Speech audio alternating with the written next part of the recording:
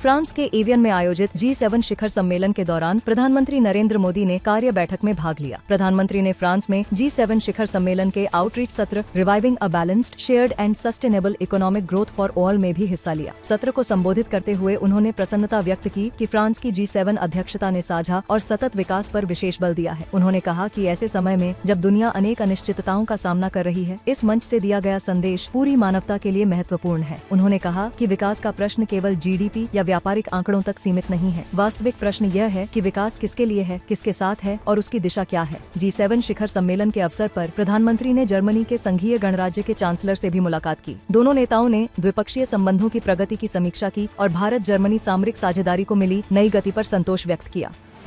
केंद्रीय वाणिज्य एवं उद्योग मंत्री पीयूष गोयल ने फ्रांस के नीस में आयोजित भारत इनोवेट्स 2026 के समापन सत्र को संबोधित किया। सत्र को संबोधित करते हुए उन्होंने भारत इनोवेट्स के प्रथम संस्करण को एक महत्वपूर्ण उपलब्धि बताया और अनुसंधान आधारित नवाचार एवं उद्यमिता को बढ़ावा देने में भारत के उच्च शिक्षा तंत्र की भूमिका पर प्रकाश डाला। स्टार्टअप्स, नव प्रवर्तकों, शोधकर्ताओं और छात्रों से वैश्विक अवसरों का लाभ उठाने का आह्वान करते हुए उन्होंने कहा, दुनिया अब का मंच है। भारत इनोवेट्स नवाचार को बढ़ावा देने के क्षेत्र में एक नए अध्याय की शुरुआत है और यह वैश्विक प्रौद्योगिकी एवं स्टार्टअप हब के रूप में भारत की बढ़ती भूमिका को और सुदृढ़ करता है।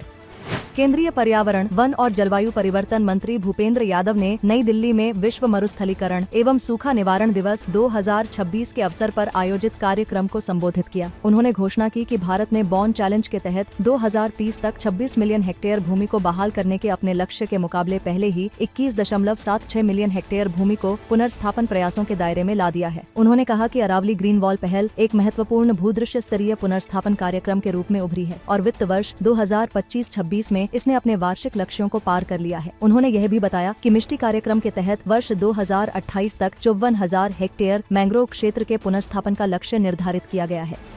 केंद्रीय युवा कार्यक्रम एवं खेल मंत्री डॉक्टर मनसुख मांडविया ने महाराष्ट्र के मुंबई स्थित वर्ली तटीय साइकिल ट्रैक पर फिट इंडिया साइक्लोथॉन समुद्र के किनारे साइकिलिंग का नेतृत्व किया। उन्होंने साइक्लोथॉन को हरी झंडी दिखाकर रवाना किया और प्रतिभागियों के साथ उसमें शामिल हुए। उन्होंने फिटनेस को जन आंदोलन बनाने और सक्रिय एवं स्वस्थ जीवन शैली के माध्यम से विकसित भारत की परिकल्पना को आगे बढ़ाने की सरकार की प्रतिबद्धता को रेखांकित किया। उन्होंने टिकाऊ परिवहन साधनों को अपनाने की आवश्यकता पर बल देते हुए कहा कि पश्चिम एशिया की स्थिति से उत्पन्न ईंधन आपूर्ति संबंधी चिंताओं को देखते हुए टिकाऊ और ऊर्जा कुशल परिवहन साधन के रूप में साइकिल चलाने को बढ़ावा देना आवश्यक है।